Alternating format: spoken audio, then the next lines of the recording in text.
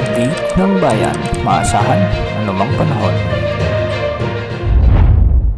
Magandang araw po sa ating lahat. Narito na ang pinakahuling update sa magiging lagay ng ating panahon sa araw na ito at sa mga susunod na araw. Sa kasalukuyan ay patuloy tayong nakakaranas ng maulap na kalangitan na may mga kalat-kalat na pagulan at pagkidlat-pagkulog dulot ng iba't ibang weather systems na nakakaapekto ngayon sa ating bansa. Unahin natin ang shear line.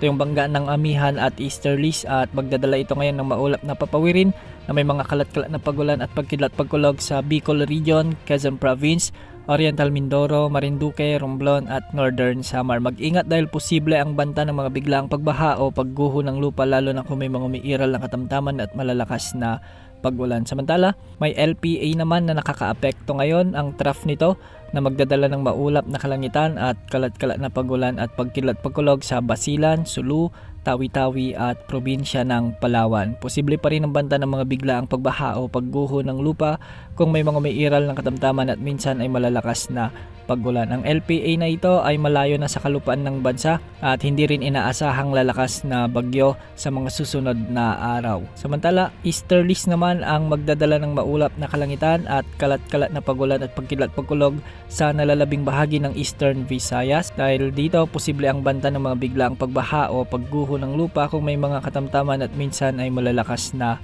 pag-ulan. Amihan naman ang magdadala ng maulap na papawirin na may mga kasamang mahihinang pag-ulan sa Cordillera Administrative Region, Cagayan Valley at Aurora. Sa Metro Manila at nalalabing bahagi naman ng Luzon, asahan din ang bahagyang maulap hanggang sa maulap na kalangitan na may mga tsansa ng mga kalat-kalat na mahihinang pag-ulan dulot ng northeast monsoon. Sa nalalabing bahagi ng ating bansa, asahan naman ang bahagyang maulap hanggang sa maulap na kalangitan na may mga isolated rain showers and thunderstorms dulot ng easterlies. Mag-ingat pa rin sa banta ng mga biglaang pagbaha o pagguho ng lupa lalo na kung may mga umiiral na severe thunderstorms. Para sa lagay ng mga pag-alon sa ating mga karagatan, matataas na pag-alon pa rin ang inaasahan sa extreme northern Luzon at posibleng umabot hanggang 4 meters.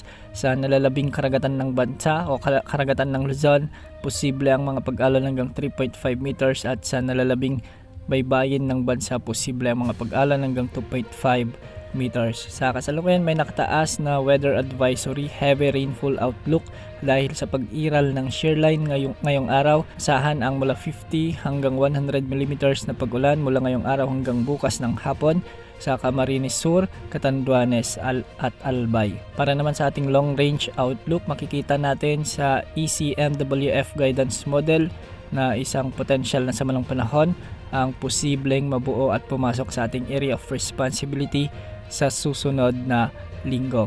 Makikita natin na bahagyang lalapit ito sa silangan ng Mindanao o di kaya naman ay Visayas at magdadala ng mga pag-ulan lalong-lalo na sa silangan ng mga rehiyong ito. Dahil malayo at matagal pa, asahang magbabago pa ang forecast na ito.